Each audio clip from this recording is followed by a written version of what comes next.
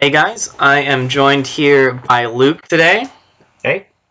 We're going to be going over some recap about Worlds, playtesting leading up to it, so on and so forth. So first things first, what deck did you play?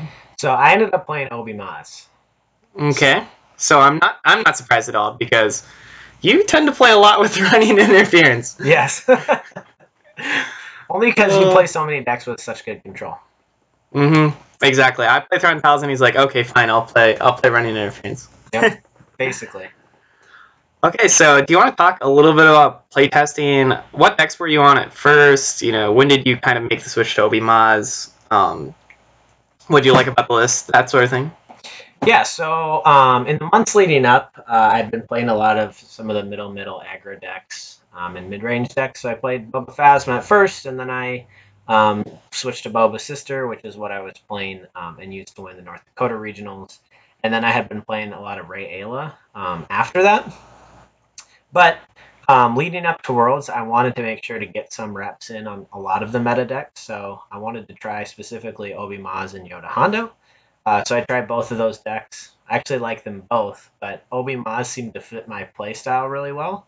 And others had picked up Yoda Hondo, so I was like, all right, I'll be the one testing Obi-Maz. And then as we were going through our testing process, it was pretty easy to realize that it was going to be a matchup driven meta at Worlds. So none of the decks seemed to have good matchups against everything. Um, so a big part of deciding what deck to play was figuring out um, what decks I expected to play against and which deck had the best matchup against those. hmm So which matchups were you really looking to take advantage of with Obi-Maz? So the big two. So I guess before I say that, I will say that the matchups we were looking at the most was the four decks or types of decks we expected to see the most, which is the same as what I know Hyperloops posted a article a few weeks leading up to World that was the same four decks. Hero Vehicles, Boba Sister, Ray Ayla, and Yoda Hondo were the four I expected to see the most of. And Obi-Maz had really good matchups against both Ray Ayla and Yoda Hondo. And so when I say really good, it wasn't just like 60-40. In our testing, like Yoda Hondo, it was actually like 85% win rate for Obi-Maz into that matchup. And it was something like a 70-75% win rate against Ray Ayla. So really felt really good about those matchups. Um, and then Hero Vehicles seemed basically like a 50-50 to me, largely dependent on how impactful hyperspace jumps were in the game. But I felt like that was a matchup I could win. And so the only poor matchup out of those was Boba's Sister. Makes sense. Did you make any significant tech changes as you progressed? What do you think were some of the biggest highlights? Yeah, so the biggest thing, when trying to choose a deck for Worlds, the first thing I think is to figure out what matchups you're going to face and pick a deck that's good against those. And the second part is to try to figure out how you can fix your bad matchups. And so for me, the bad matchups were Mill and Aggro. Mill, my main text against those was adding a handcrafted lipo and also just learning to put all of my upgrades on Maz. Made a huge difference in those matchups. So I still didn't feel great about those, but I felt like I could win them. And then against the aggro matchups, switching to Frozen Waste was a huge deal. So something like Boba's Sister was pretty terrible for Obi-Maz because they could pretty consistently kill Obi by turn 2, especially if they got Philps. But not on Frozen Waste. It's just brutal against most of those aggro decks. It's also, I mean, one of the first things that led us to Frozen Waste was when we realized that in the Yoda Hondo matchup, they basically could not win it if it was on Frozen Waste because Obi-Maz was faster and Frozen Waste. I mean, it's the ideal deck for Frozen Waste because even when your opponent uses it, often your impactful character dice are already gone and used at that point. So I don't really care if they remove a shield or something like that. So Right. I mean, you've said this in the past, but Obi-Maz isn't really a reroll deck. So if you roll out your Maz, you focus one of the Obi dice, hit them for 3, you're really not looking to reroll your other Obi dice. You nope. just want to drop the cards in your hand, whether it be Maz's Vault, Running Interference, a control card, and then claim to move on to the next turn. Yep. Obviously, we're not suggesting that you claim foolishly and just Yes. let them do all the damage to you. But you do want to stay ahead. You want to get out there, deal your damage first. And on a battlefield like Frozen Wastes, obviously, being ready to claim at any point is really important. So if you sit there and you re-roll 3 times, sure, you might roll that 3 eventually, but they're just going to claim and remove that 3. So Right. Yeah, well... But we found it improved those matchups against decks like Boba Sister and other aggro decks. It improved them a lot. The only one it didn't help with was Sabine Ezra, which we'll talk about later. Yeah. Well, moving on, let's talk a little bit about Worlds. So you played on day 1C, so Yep. you're the final day. Did you have any second guessing going on since you were able to see the day 1 and day 2 metas? Actually, the biggest thing was I had intended to switch out my Force Illusion for a second Overconfidence, just because it felt really bad when Force Illusion discarded like a Hyperspace Jump or a Concentrate or something like that. But seeing all the Sabines made me keep it in. Mm-hmm. You were also probably really happy seeing the Sabines, because Hero Mill being one of your worst matchups, having 2 Sabines 6-0 day 1, and having Sabines be everywhere in general makes you go, oh, there won't be any Mill players showing up, I guess. So I was excited about that. But at the time, actually probably my biggest regret preparing for Worlds is that we didn't test the Sabine matchup a lot because we didn't expect to see very many. And I didn't realize at the time that Sabine is not a great matchup either. So it ended up being a wash, kind of. But yeah, I was excited to potentially avoid Mill matchups at Worlds. You traded one bad matchup for another. Basically. Okay, well, let's talk about your first day. How did it go? It went well. I 6-0'd, and nice. Really my only close match was the first one of the day. So my first one was against Will, which is another member of the council, playing almost the same list.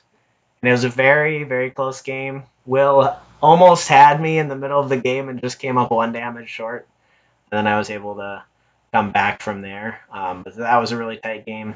Then I played a Boba Sister, and he made the mistake of choosing my battlefield. So I wrecked him on Frozen Wastes. Was able to keep Obi alive long enough for those mid-game monster plays. I think I Hyperspace jumped him at least once. Next game was Array Ayla. Again, this is also a really good matchup for me. So I got I think turn 2 or turn 3, 8 or 9 unblockable damage through at a time, which was really good. So matchup wasn't too bad. And then round 4, I got nervous when I was sitting across from Sugi, who was playing a Mill deck, which is the one type of deck I did not want to play. But I had a good strategy for Mill, and I drew the cards I needed. So by the end of turn 2, I had 2 Force Speeds on Obi and an Ancient Lightsaber to Vibra Knife on Maz, which is basically the best case scenario for me against a Mill deck. And I was able to beat him without too much trouble. He did get to the end of my deck, but I felt relatively in control of that game. The next game was against Sabine Ezra. This was a pretty hilarious game because I rolled the nuts a lot in that game. I got double Force Speed turn 1 and then rolled double Focus on Maz every round, which seems pretty good. Considering that's basically, for those of you who don't know, that's a concentrate every single round. Because with the Force Speed special, you activate Maz, take the Force Speed special, you can resolve your 2 focuses, and then resolve your damage. So you're looking at a free concentrate every round of the game for Luke. Yep. And Sabine basically rolled nothing that game. And just to give you an idea of how bonkers this game was, I think it was turn 3 where I rolled out Obi, and I think I had an Ancient on him, and I got my Force Speed specials. And he decided to impersonate his 5 damage on Sabine over to Ezra. Then I proceeded to roll out Maz into double focus, turn the Obi dice to 3s, I think I ended up doing 7 damage because I think my Ancient was on a 1. Did my 7 damage, Force Speed special, Hyperspace jump. So that game was the game where I got the nuts. I was wondering if someone had put a magnet under the table or something. It was. It seemed a little bit good. But it was my birthday, so maybe, birthday luck. Yeah, it was. It's really funny that your day at Worlds was your birthday. Yep, and it went pretty well, so yeah. If that game was actually on the Chance Cube stream, so I think they might still have that up if you wanted to see the Obi-Maz at its most nuts. Oh, and also I finished that game with I rolled out Obi, and then I played Vibra Knife on Maz, rolled her out, focused one of the Vibra Knife dies, focused my Vibra Knife die, 4-speed special. No, I got 2 focus on Maz, so I think I was able to turn to a Vibra Knife 1 and a +3 on the Ancient. And then I 4-speed special, concentrated my 2 Obi dice to the 3s, then my allied with one of the Obi dice, and then so I killed Sabine and Ezra on the same action through a second chance. Mm-hmm. Seems a little bit nuts. But moving on, your last round you played a Yoda Hondo, and as you said, that's pretty much your that was the matchup match. I was playing this deck for, and I think I took 2 damage the whole game. So hyperspace jumped him twice. I felt bad. It looks bad. That was the matchup I built this deck for. So. Well, nice. So going into day 2, you got to feel pretty happy at 6-0. I know Andrew also went 6-0. Yeah. Myself, I was pretty happy at 5-1 because I knew I'd dodge you guys in the first round. I mean, I would have rather been 6-0, but you got to feel pretty confident going in. Yeah, I felt really good about how the deck performed on day 1. I felt really confident about most of my matchups on day 2. So, yeah, I was excited about it. So, first round, another Yoda Hondo. Another wreckage. Second round. The world's winner. Kylo Anakin. Also, the biggest mistake he made that whole game was picking my battlefield. So, that guy erased at least 6 or 8 damage with Frozen Waste. And he might have been able to kill Obi soon enough if it wasn't for that. But I also got off the nuts play in that game where I finished with like a activate Maz, 4-speed special, concentrate to kill both characters at once. Yeah, it's just one of those things where the matchups where Obi-Maz is favored, it's just nuts because they just keep delaying, and then all of a sudden they just kill you with like 12 damage plays. And it's really frustrating. I definitely had games against Andrew playing Yoda Hondo and testing where I'd be like, 3 damage to Yoda, 3 damage to Yoda.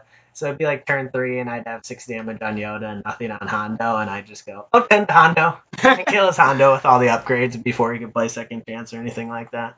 Yeah, it's definitely it's very powerful against the middle decks that want to drop upgrades on a character, because as you said, you can just burst 10 into whoever they have, so they can't protect their upgrades. They need to all be redeploy, and the simple fact of the matter is they want to play Ancients, they want to play Shotos, cross guards in the case of Kylo Anakin. So you eliminate so much value.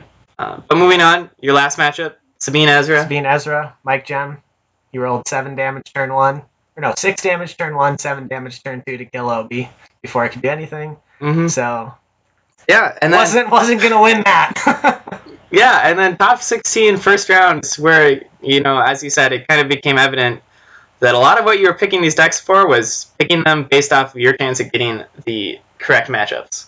Because you hit, once again, Sabine Ezra. Which, of all the decks in the top 16, was definitely my worst matchup.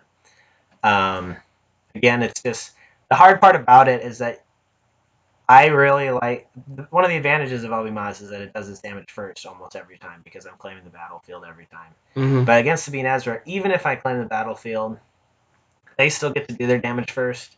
And if they roll enough damage, there's nothing I can do about it. And if Obi dies before I can kill Sabine, or at least put her in range of a Maz activation, I just can't win. So those games were relatively close. I had opportunities, especially in the second one, where I could have killed Sabine. I just didn't quite get the rolls I needed. And that's kind of how it goes. That's what we saw in this meta, matchup-driven meta, is that when you were playing your bad matchups, they often weren't unwinnable, but you did need some breaks to go your way. That, or you just needed to be a much better player. Yeah. And obviously, by the time you're in top 16, people are good enough to win their good matchups. Yeah. It's tough to win your bad matchups against really good players. Especially 2 out of 3 times. I think we see that too with Mike and Joe from the Hyperloops in their top 4 matchups. Both got both got 2-0'd actually. Yeah. So it's just you draw the short straw and you're like, well, dang it. Yeah, and like Joe's deck, if he had faced anyone but the Ray Ayla, I'm pretty sure he would have walked through. But that's how it goes. Yeah. So all in all, you definitely there's a little bit of sadness losing 0-2 in your top 16 round, but not much you can do. You draw the short straw sometimes. You hit a Sabine Ezra. It's unfortunate we didn't practice more against it. I think the matchup is still winnable for Obi-Maz. Yeah. It has the Sabine Ezra just has the second chance advantage, and being able to guaranteed save their Sabine is pretty nice. But I mean, if you do manage to get down that Sabine and trade, Sabine for Obi, Maz is a little bit better at closing. Once again, Ezra with the second chance could finish it out, but sometimes you just draw. I think if I could do it over again, I would focus more on trying to max out my damage in those early turns rather than trying to be fast. Just because being fast doesn't matter enough in this matchup because of Sabine's ability to always do damage first. So that's probably the biggest change I would do is trying to reroll a little more to get that 6-8 damage on turn 1, which I normally would not do. Right. But well, that's how it goes. Congrats, though. Thanks. So now we're going to go ahead and talk a little bit about the deck list. So let's start with these upgrades. So I believe some of these are pretty straightforward. 2 Ancients, 2 Shadows, 2 Vibra Knives.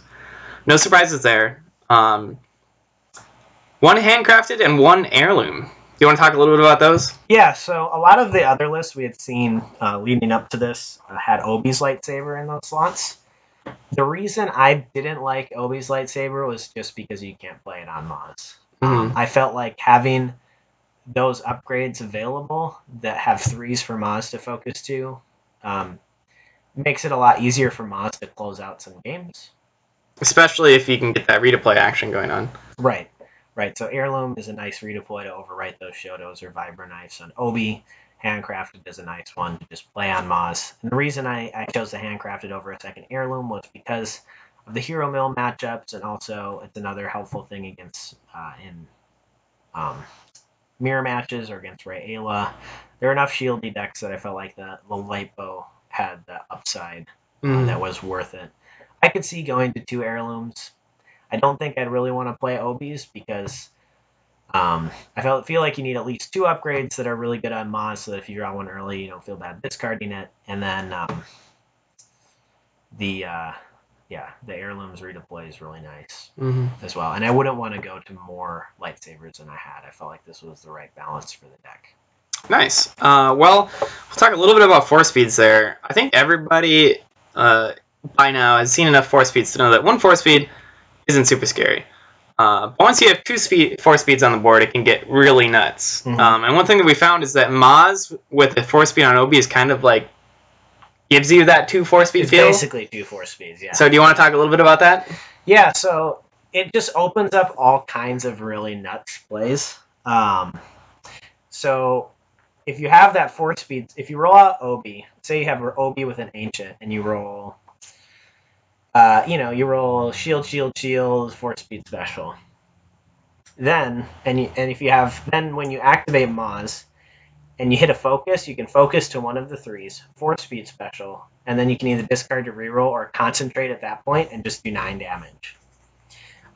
So having the ability to use a Maz focus and then force speed special and do whatever you want to try to get more dice showing damage just is nuts. It allows for damage spikes in the mid game that are tough to deal with, and even can be tough early game if you get that early force speed and roll focuses on Maz. You can do a lot of damage with that, and it just your opponent, there's not much they can do. I think one of my favorite things to do is if I had a running interference on the board, concentrate in my hand, I would often use either a Vibro or a Truce to do the running interference when before I activated Obi so that they couldn't remove my Obi dice.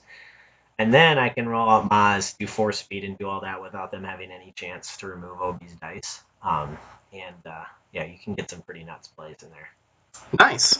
So 2 Maz's vaults, 2 running interference, pretty straightforward.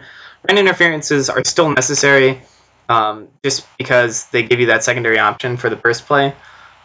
if you don't have 4 speeds on the board or Maz is already dead. They're also kind of clutch at times. They can do randomness, like preventing Sabine from activating is a pretty big one. Maz's Vault, you want 2 of them because being able to hyperspace jump with starting resources is pretty strong. The deck uses resources more than most other decks.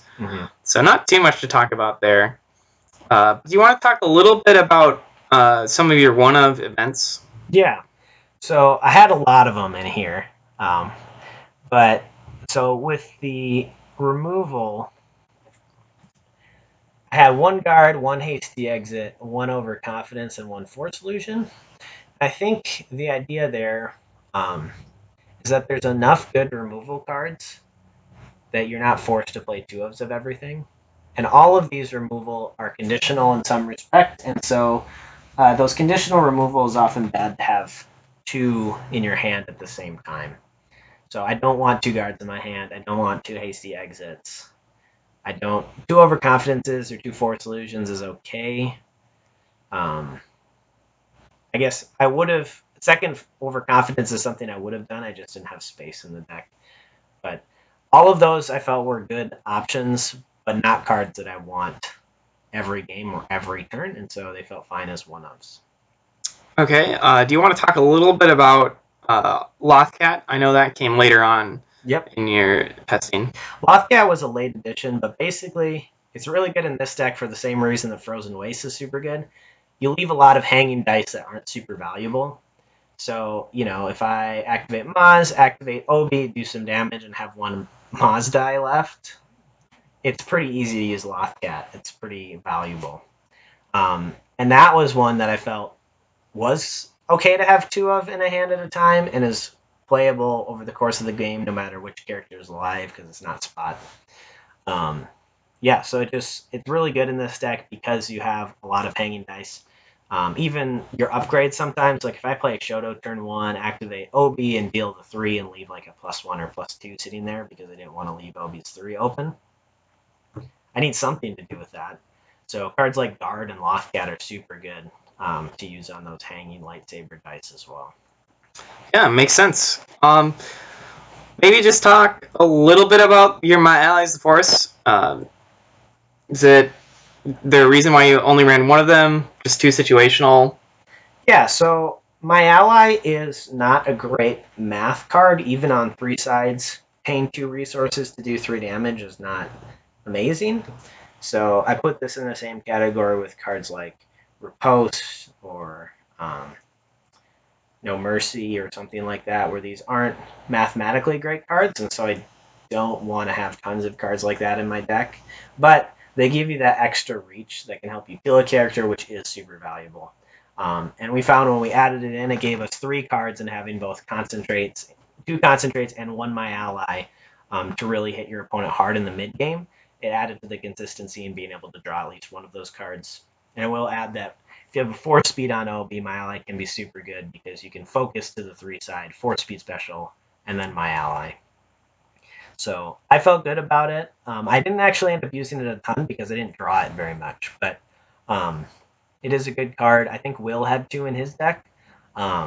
So yeah, it's because you have OB's 3 sides right off the bat, you always have a side that you can use it on for the most part. So it's a good card. It helps give the deck just a little bit of extra reach, which I like. Yeah. Awesome.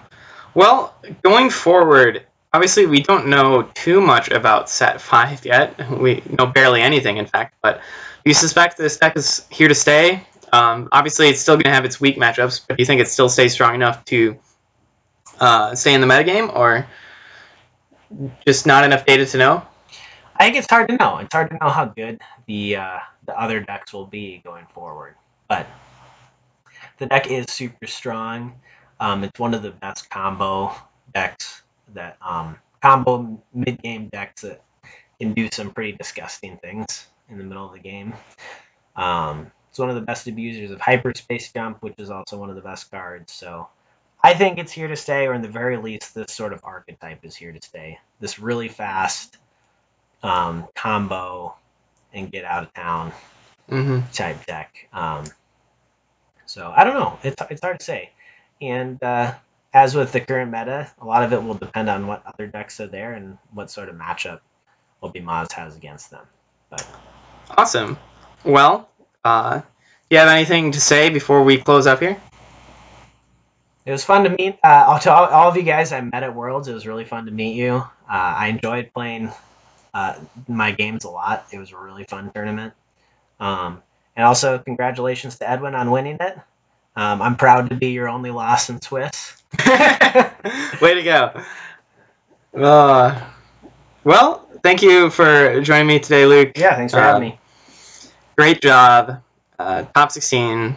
It's nothing to shake your head at. Nope. It was sad. It was sad to lose in that top 16 round, but I'm happy with the way I played. I'm happy with the way the deck performed. Mm-hmm. It did what I was hoping it would do. Mm-hmm. I mean, that's ultimately when you come to a tournament like Worlds, where literally all of the best players are going to be trying to make it there. There's just too much saturation for you to be like, I'm guaranteed going to win this tournament. So you just kind of go in there, give yourself the best chance, and when you draw the short straw, hit that Sabine Ezra, you just go like, well, I did my job. I did what I could. Try to win as best you can, but, you know. It's always next year. Live to fight another day. Yep. As Thor likes to say, we ate, we drank, we fought, we made our ancestors proud. Well, on that note, guys, hope you enjoyed this recap video. And we will see you shortly, hopefully with Andy. Happy birthday to you. Happy birthday to you. Happy birthday, dear Luke. Happy birthday to you.